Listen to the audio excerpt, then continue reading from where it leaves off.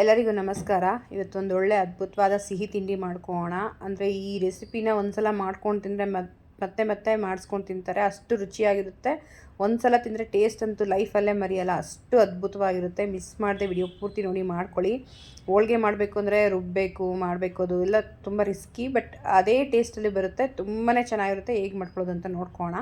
ಮೊದಲಿಗೆ ಏಲಕ್ಕಿ ಒಂದು 4ರಿಂದ 5 ರುಬ್ಕೊಳಕ್ಕೆ ಹಾಕೋಣ. ಮತ್ತು ಅರ್ಧ ಇಂಚು ಶುಂಠಿ ಅಷ್ಟು ತೊಗೊಂಡಿದ್ದೀನಿ, ಅದನ್ನ ನೀರಲ್ಲಿ ನೆನೆಸ್ಬಿಟ್ಟು ಹಾಕ್ಕೊಳ್ಬೇಕಾಗುತ್ತೆ. ಗೋಡಂಬಿನ 4ರಿಂದ 5 ರುಬ್ಕೊಳಕ್ಕೆ ಹಾಕ್ಕೊಳ್ಬೇಕು, ಎಲ್ಲ ನೆನೆಸಿ ಹಾಕ್ಕೊಳ್ಬೇಕು. ಬಾದಾಮಿ ಒಂದು ಅರ್ಧ ಇಡಿಯಷ್ಟು ಹಾಕ್ಕೊಳ್ತಾ ಇದ್ದೀನಿ. ಸೊ ಈಗ ತೆಂಗಿನಕಾಯಿ ಒಂದು 2 ಇಡಿಯಷ್ಟು ರುಬ್ಕೊಳಕ್ಕೆ ಹಾಕ್ಕೊಳ್ಬೇಕಾಗುತ್ತೆ. ಹಸಿ ತೆಂಗಿನಕಾಯಿ ಆದರೂ ಯೂಸ್ ಮಾಡ್ಬೋದು, ಒಣಗಿದ ತೆಂಗಿನಕಾಯಿ ಆದರೂ ಯೂಸ್ ಮಾಡ್ಬೋದು. ಗಸಗಸೆ ನೆನೆಸಿ ಇಟ್ಕೊಂಡಿದ್ದೆ ಒಂದು ಸ್ವಲ್ಪ, ಹಾಗೆ ಹಾಕೋದು ಬೇಡ, ಗಸಗಸೆನೂ ಸಹ ನೆನೆಸಿ ಹಾಕ್ಕೊಳ್ಬೇಕಾಗುತ್ತೆ. ತುಂಬ ಟೇಸ್ಟ್ ಚೆನ್ನಾಗಿ ಕೊಡುತ್ತೆ. ಗಸಗಸೆ ಮಿಸ್ ಮಾಡ್ಕೊಳ್ಬೇಡಿ, ಹಾಕ್ಕೊಳ್ಳಿ. ಕಡಲೆ ಪಪ್ಪು ಅಂದರೆ ಹುರ್ಗಡಲೆ ಒಂದು 2-3 ಸ್ಪೂನ್ ಹಾಕ್ಕೊಳ್ಳೋಣ, ಅಂದರೆ ಸ್ವಲ್ಪ ತಿಕ್ನೆಸ್ ಬರಲಿ ಅಂತ. ಸ್ವಲ್ಪ ಜಾಸ್ತಿ ಜನ ಇದ್ದರೆ, ಕ್ವಾಂಟಿಟಿ ಜಾಸ್ತಿ ಬೇಕು ಅಂದರೆ ಕಡಲೆಪಪ್ಪು ಹಾಕ್ಕೊಳ್ಳಿ, ಇಲ್ಲಾಂದರೆ ಸ್ಕಿಪ್ ಮಾಡ್ಕೊಳ್ಬೋದು. ಇದನ್ನ ರುಬ್ಬಿರೋ ಅಂಥ ಮಿಶ್ರಣನ ಒಂದು ಪಾತ್ರೆಗೆ ಇಟ್ಟು ಕಾಯಿಸ್ಕೊಳ್ಬೇಕಾಗುತ್ತೆ. ನಾವೀಗ ಗ್ರೈಂಡ್ ಮಾಡಿರೋ ಅಷ್ಟು ಪೇಸ್ಟಿಗೆ 1 ಲೀಟ್ರಷ್ಟು ನೀರು ಇಡಿಸುತ್ತೆ, ಅಷ್ಟು ಹಾಕ್ಕೊಂಡು ಮಿಕ್ಸ್ ಮಾಡಿಕೊಂಡು ಕುದಿಯೋಕ್ಕಿಡಬೇಕು.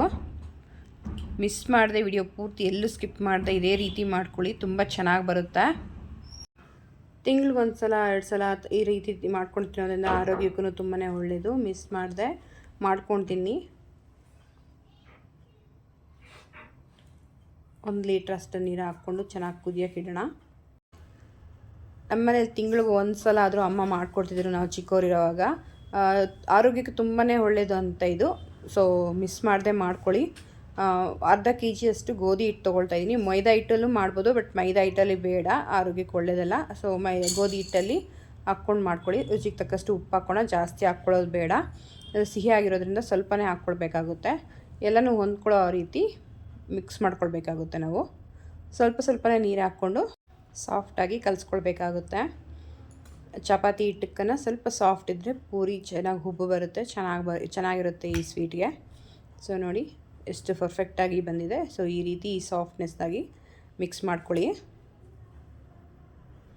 ಮೇಲೆ ಒಂದು ಸ್ವಲ್ಪ ಎಣ್ಣೆ ಹಾಕಿಡೋಣ, ಡ್ರೈ ಆಗಬಾರ್ದು ಅಂತ.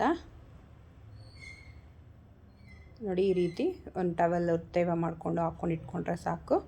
ಸೊ ಅದು ಚೆನ್ನಾಗಿ ಒಂದು 10 ನಿಮಿಷ ರೆಸ್ಟ್ ಆಗೋಕ್ಕೆ ಬಿಡಬೇಕು. ಸೊ ಈಗ ಇದು ಕರೆಕ್ಟಾಗಿ ಆಗಿದೆ. ಇವಾಗ ಬೆಲ್ಲ ಒಂದು 2 ಸೌಟಷ್ಟು ಹಾಕ್ಕೋಣ, ದೊಡ್ಡ ಸೌಟಲ್ಲಿ.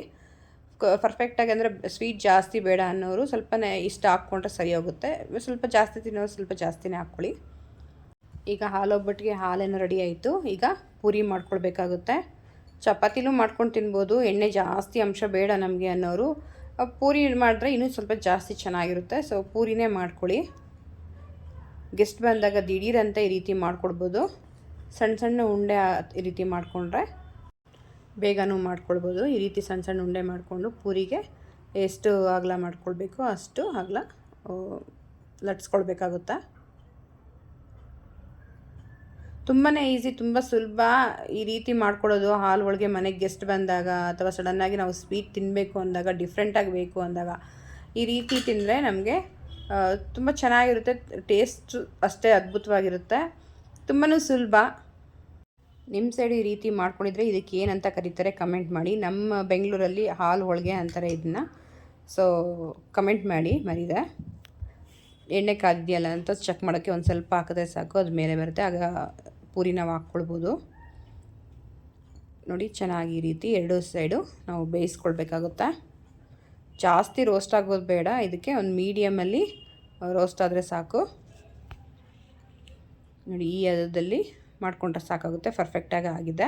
ಎಲ್ಲ ಹೋಳಿಗೆನೂ ಅದೇ ರೀತಿ ಮಾಡ್ಕೊಂಡಾದ್ಮೇಲೆ ಈ ರೀತಿ ನಾವು ಬೌಲಲ್ಲಿ ಡಿಪ್ ಮಾಡಿಕೊಂಡು ಸರ್ವ್ ಮಾಡ್ಕೊಳ್ಬೇಕಾಗುತ್ತೆ. ಅದರ ಮೇಲೆ ಒಟ್ಟಿಗೆ ಜಾಸ್ತಿ ಹಾಕಿ ನೆನೆಸಿಡೋದು ಆ ಥರ ಎಲ್ಲ ಮಾಡಬಾರ್ದು, ಕ್ರಿಸ್ಪಿನೆಸ್ ಹೊರಟೋಗ್ಬಿಡುತ್ತೆ. ಕ್ರಿಸ್ಪಿ ಸಾಫ್ಟು ಎಲ್ಲ ಒಟ್ಟಿಗೆ ಸಿಗಬೇಕಂದ್ರೆ ಈ ರೀತಿಯೇ ಮಾಡ್ಕೊಳ್ಳಿ. ಅಡುಗೆ ಮಾಡೋದು ಎಷ್ಟು ಅದ್ಭುತನೋ ಅದು ಬಡಿಸೋದು ಅಷ್ಟೇ ಅದ್ಭುತವಾಗಿರಬೇಕು, ಆವಾಗಲೇ ರುಚಿ ಜಾಸ್ತಿ ಆಗುತ್ತೆ. ಈ ರೀತಿ ಸ್ವಲ್ಪ ಹಾಲನ್ನು ಸಹ ಹಾಕ್ಕೋಣ, ಅದ್ರ ಮೇಲೆ ಸ್ವಲ್ಪ ಡ್ರೈ ಫ್ರೂಟ್ಸನ್ನು ಸಹ ಹಾಕ್ಕೊಂಡ್ರೆ ತುಂಬ ಚೆನ್ನಾಗಿರುತ್ತೆ, ತುಂಬ ಕಲರ್ಫುಲ್ಲಾಗಿರುತ್ತೆ. ಮಕ್ಕಳಂತೂ ಇನ್ನೂ ಬೇಕು ಅಂತ ಹಠ ಮಾಡಿ ತಿಂತಾರೆ, ಅಷ್ಟು ರುಚಿಯಾಗಿರುತ್ತೆ. ಮಿಸ್ ಮಾಡದೆ ವಿಡಿಯೋ ಪೂರ್ತಿ ನೋಡಿ ಮಾಡ್ಕೊಳ್ಳಿ. ಫ್ರೆಂಡ್ಸ್ ಆ್ಯಂಡ್ ಫ್ಯಾಮಿಲಿಗೂ ಸಹ ಶೇರ್ ಮಾಡ್ಕೊಳ್ಳಿ. ನೋಡಿ ಫೈನಲಿ ಪ್ರಿಪೇರ್ ಆಯಿತು. ಇಷ್ಟು ಮಾಡಿಕೊಂಡ್ರೆ ಸಾಕು. ಸರ್ವ್ ಮಾಡೋದು ತುಂಬಾ ಇಂಪಾರ್ಟೆಂಟ್ ಆಗುತ್ತೆ. ಈ ರೀತಿ ಸರ್ವ್ ಮಾಡಿಕೊಡಿ. ನನಗೆ ನಿನಗೆ ನನಗೆ ಅಂತ ಕಿತ್ತಾಡ್ಕೊಂಡು ತಿಂತಾರೆ, ಅಷ್ಟು ಚೆನ್ನಾಗಿರುತ್ತೆ. ವಿಡಿಯೋ ನೋಡಿ ಸಪೋರ್ಟ್ ಮಾಡ್ತಾ ಎಲ್ಲರಿಗೂ ನನ್ನ ಕಡೆಯಿಂದ ಧನ್ಯವಾದಗಳು ತಿಳಿಸ್ತಾ ಇದ್ದೀನಿ. ಹೊಸ ರೆಸಿಪಿಯೊಂದಿಗೆ ಮತ್ತೆ ಸಿಗೋಣ. ಅಲ್ಲಿ ತನಕ ಟೇಕ್ ಕೇರ್, ಬಾಯ್. ನಿಮ್ಮ ದಿನ ಶುಭವಾಗಿರಲಿ.